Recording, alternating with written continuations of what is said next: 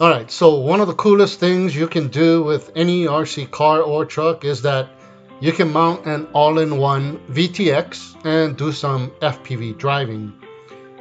Now, some RC vehicles are better at this than others, and this one here seems to be a good candidate for FPV.